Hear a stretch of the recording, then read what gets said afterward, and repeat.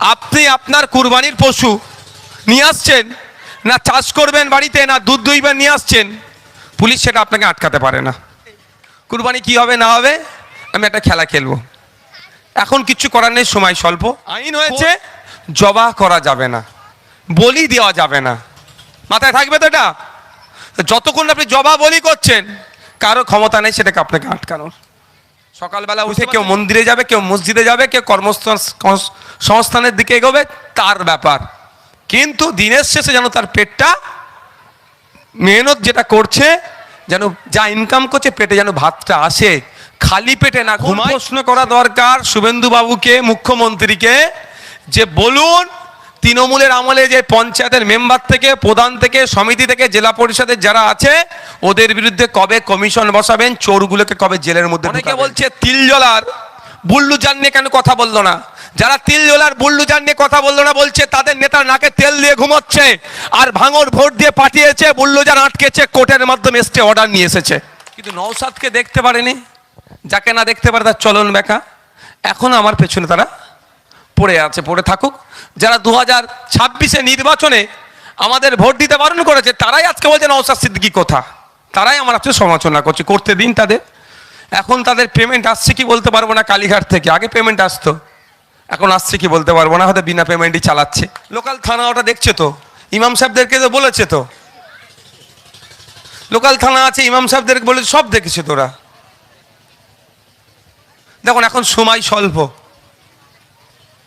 আমি একটা ভ্যাকেশন আসবে, এই ভ্যাকেশন মানে ওদের একটা ছুটি পড়বে কোর্টের ছুটির পরে আমি একটা খেলা খেলবো, এটুকু বলে যাচ্ছি। এই নিয়ে এত এত টেনশন, তো এই টেনশন তো এই সামনে কুরবানি কি হবে না হবে, আমি একটা খেলা খেলবো, এখন কিচ্ছু করার নেই, সময় স্বল্প।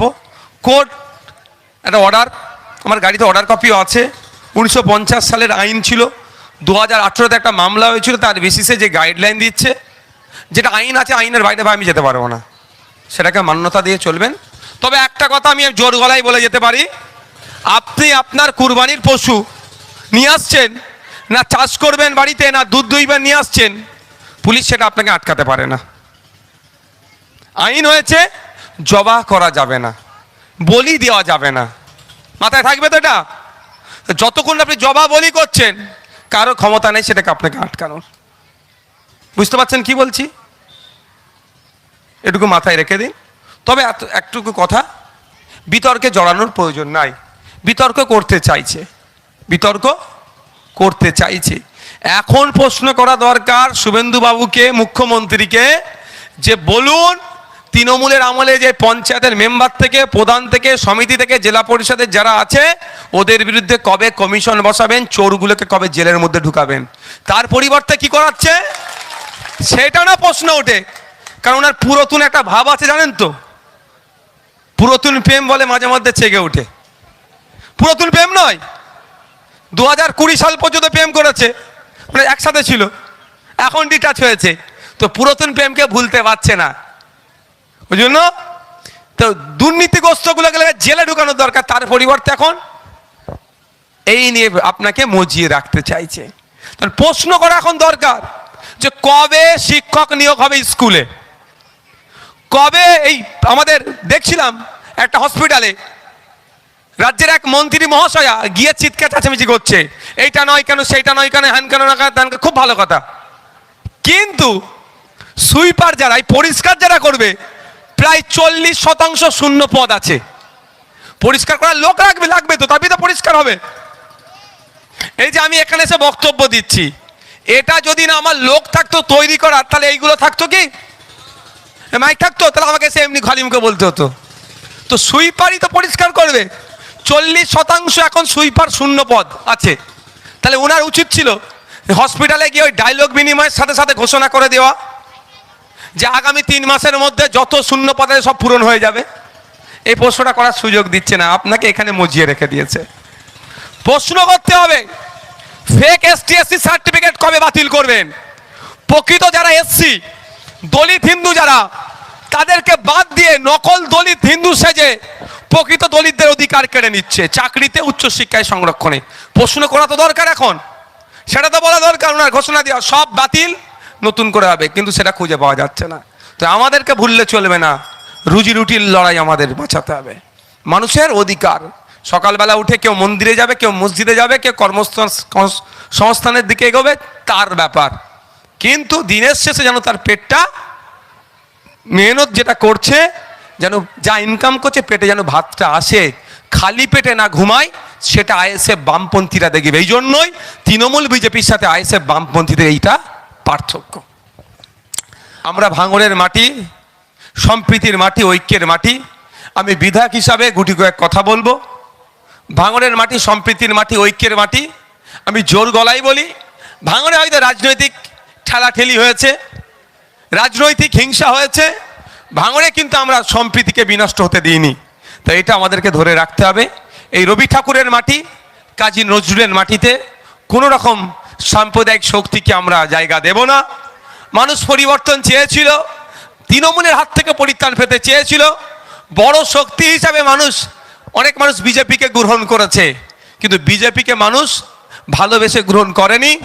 তৃণমূলের অত্যাচারের হাত থেকে বাঁচার জন্য, তৃণমূলের এই সিন্ডিকেট, তৃণমূলের এই তোলাবাজি, তৃণমূলের এই হিংসা, তৃণমূলের এই জমি কেড়ে নেওয়া, তৃণমূলের সব অনৈতিক কাজের হাত থেকে বাঁচার জন্য মানুষ বিজেপিকে ভোট দিয়ে ক্ষমতায় নিয়ে এসছে।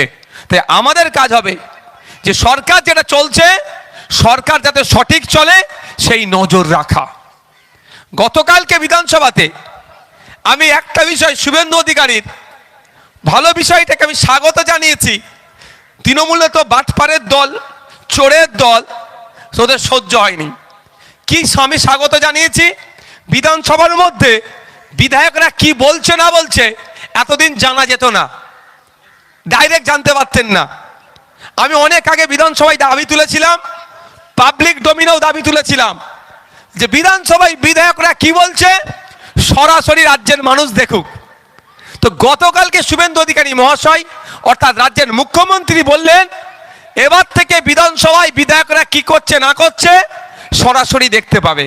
এটা ভালো জিনিস না খারাপ জিনিস ভাই? তো শুভেন্দু অধিকারী মহাশয় তথা মুখ্যমন্ত্রী এই ভালো জিনিসটা করেছে, তো ভালোকে ভালো বলবো না খারাপ বলবো ভাই?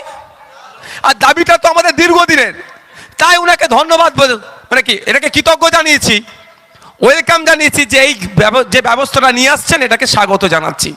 এটা আবার কিছু তৃণমূলের ভাইদের বুকে যন্ত্রণা হচ্ছে, মানে এটা ওনারা বুঝাতে চাইছে। শুভেন্দু অধিকারী যদি বলে সূর্য পূর্বে উঠে পশ্চিমে অস্ত যায়, তাহলে নওশাদ সিদ্দিকীকে বলতে হবে সূর্য পশ্চিমে উঠে পূর্বে অস্ত যায়। বুঝতে পারছেন না? মানে ওর বিরোধী করতেই হবে। আরে ভাই বিরোধিতা করবো অবশ্যই, ভুলের গুলো করবো তো, সময় অনেক আছে। অনেকে বলছে তিলজলার বুল্লুজান নিয়ে কেন কথা বললো না? যারা তিলজলার বুল্লুজান নিয়ে কথা বললো না বলছে তাদের নেতার নাকে তেল দিয়ে ঘুমোচ্ছে, আর ভাঙর ভোট দিয়ে পাঠিয়েছে, বুল্লুজান আটকেছে, কোর্টের মাধ্যমে স্টে অর্ডার নিয়ে এসেছে। হ্যাঁ, এটাও বলার টাইম আছে। কখন? রাজ্যপালের ভাষণ হয়। একশো সংসদীয় রীতিনীতি এরা জানে না, তো তোলাতেই তো ব্যস্ত ছিল। পরে জমিটা কিভাবে দখল করে নেব, বিধবা ভাতা থেকে কাটিং কিভাবে করব, বার্ধক্য ভাতা থেকে কাটিং কিভাবে করব, এতেই এরা ব্যস্ত ছিল। যে অ্যাকচুয়াল কি বিধানসভার মধ্যে কিভাবে বিধানসভা হাউস চলে এরা জানে না। ওই সমালোচনার জায়গাটা কোথায়? কালকে ছিল শুধু ধন্যবাদ জ্ঞাপন, কিন্তু যখন সবাই একটু একটু করে বলছিল আমি একটু তুলে দিলাম। ওটা রাজ্যপালের ভাষণের ওপরে এই আলোচনাগুলো করতে হয়। হ্যাঁ, তো আলোচনা করব, বলে যাচ্ছি, আমি যদি ভুলে যাই মনে করিয়ে দেবে। রাজ্যপাল ভাষণের যখন দেবে তারপরে স্বপ্না বর্মন তৃণমূলের প্রার্থী হয়েছিল, তিনি একজন আন্তর্জাতিক খ্যাতি সম্পূর্ণ প্লেয়ার, তার বাড়িতে আগুন লাগিয়ে দিয়েছে। রাজ্যপাল ভবন ভাষণের সময় আমি এটা নিয়ে চর্চা করব, ছাড়বো না তো আমি। ওরা কি বলে আপনার তিলজলার ঘটনা চর্চা করব, ধর্মস্থান আক্রান্ত চর্চা করব, কমরেডদের পার্টি অফিস ভেঙে দিয়েছে চর্চা করব, আমাদের নামে মিথ্যা কয়েক জায়গায় মামলা দিয়েছে চর্চা করব। ছাড়ার জায়গা নাই, কিন্তু সেটা তো একটা জায়গা আছে। তোমরা বিধানসভায় আলোচনা হচ্ছে, বিধানসভায় আলোচনা হচ্ছে কি মাছ নিয়ে। আমি যদি বলি আলুর দাম কম, লোক পাগল বলবে না আমাকে? কি বলছি বুঝতে পারছেন? হয়তো আলোচনা হচ্ছে ইন্ডাস্ট্রি নিয়ে। আমি তখন যদি বলি ভাঙড়ে বেশ কিছু এই ভাঙড়ে কৃষিভিত্তিক এলাকা, ভাঙড়ের ফসলগুলো যাতে ভালো করে হয় সেটা নিয়ে আলোচনা করে লোক পাগল বলবে না? প্রত্যেকটা বিষয় আলোচনার জন্য একটা টাইম থাকে। এই বিষয়টা আবার আলোচনা হবে। শিক্ষা 3 ঘন্টা থাকলো, 1.5 ঘন্টা শাসক পাবে, 1.5 ঘন্টা বিরোধীরা পাবে। তার মধ্যে আমি নওশাদ সিদ্দিকী হয়তো 5 মিনিট টাইম পেলাম। তো শিক্ষা নিয়ে আমাকে বলতে হবে। তো এবার শিক্ষা নিয়ে বলতে গেলে ভাঙড়ে একটা গার্লস কলেজ দিতে হবে, এই দাবিটা উঠবে। তো ভাঙড়ে শিক্ষা নিয়ে বলতে গেলে হিমঘর চালু করতে হবে। যদি বলে পাগল নাকি রে? তাহলে প্রত্যেকটা জিনিসের সময় আছে, নির্দিষ্ট টাইম আছে এবং নির্দিষ্ট টপিকের উপর আলোচনা করতে হয়। কিন্তু নওশাদকে দেখতে পারেনি, যাকে না দেখতে পারে তার চলন বেঁকা। এখন আমার পেছনে তারা পড়ে আছে, পড়ে থাকুক। যারা 2026 নির্বাচনে আমাদের ভোট দিতে বারণ করেছে তারাই আজকে বলছে নওশাদ সিদ্দিকী কোথা, তারাই আমার আজকে সমালোচনা করছে। করতে দিন তাদের। এখন তাদের পেমেন্ট আসছে কি বলতে পারবো না, কালীঘাট থেকে আগে পেমেন্ট আসতো, এখন আসছে কি বলতে পারবো না, হয়তো বিনা পেমেন্টই চালাচ্ছে। তারপরেও বলছি সমালোচনাকে আমি গ্রহণ করি, সমালোচনা করা ভালো, সমালোচনা করলে আমার ভুলগুলো আমি শুধরে নিতে পারবো। কিন্তু নন ইস্যুকে ইস্যু বানিয়ে এনো উচিত নয়। ইস্যু ভিত্তিক সমালোচনা করা আমার পক্ষে। তাই আপনাদেরকে সত্যি বলছি, আমি আমার পক্ষ থেকে ধন্যবাদ জানাই। আজকে রাজ্যের মানুষ কিন্তু 80টার দিকে আর তাকাচ্ছে না, তাকাচ্ছে কোথায়? ভাঙড়ে। কোথায় তাকাচ্ছে? ভাঙড়ে। সাথে আশার আলো। আগে আমাকে ইনকিলাব জিন্দাবাদ একাই বলতে হতো, এবার আমি যদি ইনকিলাব বলি রানাদা বলবে জিন্দাবাদ, বা রানাদা বলবে, মোস্তাফিজুদ্দা বলবে ইনকিলাব, আমি কি বলবো? জিন্দাবাদ। মানে আমার সাথে গলা মিলানোর একটা লোক পাওয়া গেছে আমাদের জোটের। আরো অন্যরা এসছে, জোটের বাইরে এসেছে, কিন্তু আমরা আমার জোট নিয়ে ভাববো তো নাকি? লড়াই যখন কাঁধে কাঁধ মিলে একসাথে করেছি, সেই সময় আমার পাশে যারা ছিল না, এখন অত তাদের ভেবে লাভ নেই। তখন আমি আর বামপন্থীরা ছিলাম, বামপন্থীদের পক্ষ থেকে একজন এসছে, আমি আইএসএফের পক্ষ থেকে গিয়েছি। তাই বন্ধুগণ, আপনারা নিশ্চিন্তে থাকবেন। আরো সহজ হবে যে আপনাদের বিধায়ক বিধানসভার মধ্যে গিয়ে ঘুমায় না হাসতে হাসতে ছুরি চালায়, আপনারা বুঝতে পারবেন। কালকে বুঝতে পেরেছেন তো নাকি ভিডিওটা? আমি কিন্তু হাসি বলেছি, আমি ঝগড়া ঝামেলা করি না ওর ভিতরে, এটুকু বলে রাখছি। হাত পা ছোড়াছুড়ি আমি করতে পারি না। আমি মিষ্টিমুখী কথা বলি, কিন্তু যেগুলো বলি টু দ্য পয়েন্ট বলি। যার যেখানে ব্যথা পাওয়ার সে ঠিক সেখানে ব্যথা পায়। তাই আপনাদেরকে ধন্যবাদ জানাই। এখন আপনারা যারা আছেন সাধারণ মানুষজন, আমি অল্প সংখ্যক মানুষ নিয়ে এই জন্যই করেছি যে সরাসরি আপনারা আমাকে এসে বলতে পারেন সমস্যা কি।